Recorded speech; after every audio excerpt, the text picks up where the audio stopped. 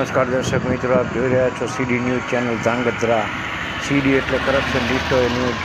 હું જયસિંહભાઈ પઢિયાર. ધાંગધ્રાના પ્રવેશ દ્વાર ગણાતા ગુરુકુળ ભગવત ધામના ગેટ પાસે આ રસ્તામાં મસ્ત મોટા ખાડાઓ પડ્યા છે, જે હળવદ તરફ જતા દરેક રાહદારીઓને તથા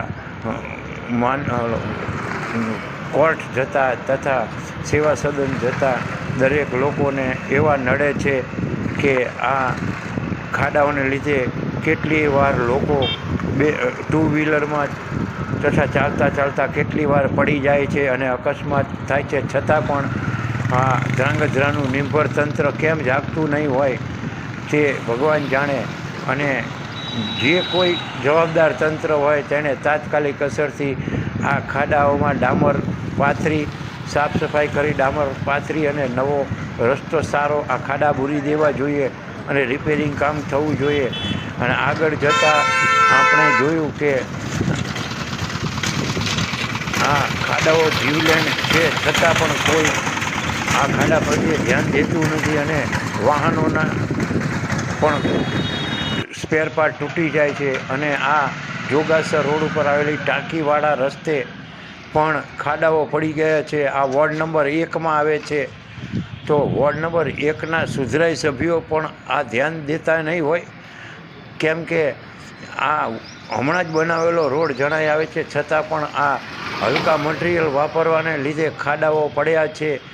તો આ વોર્ડ નંબર 1ના રાહદારીઓને પણ મોટી મુશ્કેલીઓ પડી રહી છે અને રસ્તામાં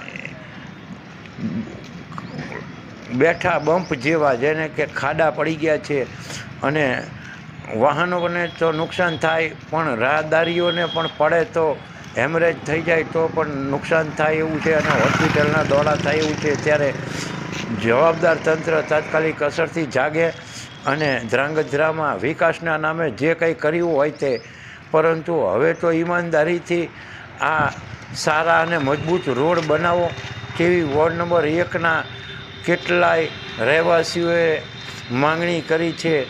આપ જોઈ શકો છો કે અતુલ ઇન્ડસ્ટ્રીઝવાળો ખોંચો અને ત્યાં બહાર નીકળતા ટાંકી સુધીના રસ્તામાં પણ મોટા મોટા ખાડાઓ અને પડી ગયા છે અને આ ખાડાઓમાં રાહદારીઓ પડે છે. તો જવાબદાર તંત્રને જાગી જવાની જરૂર છે અને તાત્કાલિક અસરથી આ ખાડાઓ વિશે તાત્કાલિક નિર્ણય લઈ અને રિપેરિંગ કામ હાથ ધરવું જોઈએ. જે પણ કોન્ટ્રાક્ટરે આ રસ્તાઓ બનાવ્યા હોય તે કોન્ટ્રાક્ટરને બ્લેકલિસ્ટ કરી અને તેઓના બિલ પણ ચૂકવેલા હોય પાછા લેવા જોઈએ.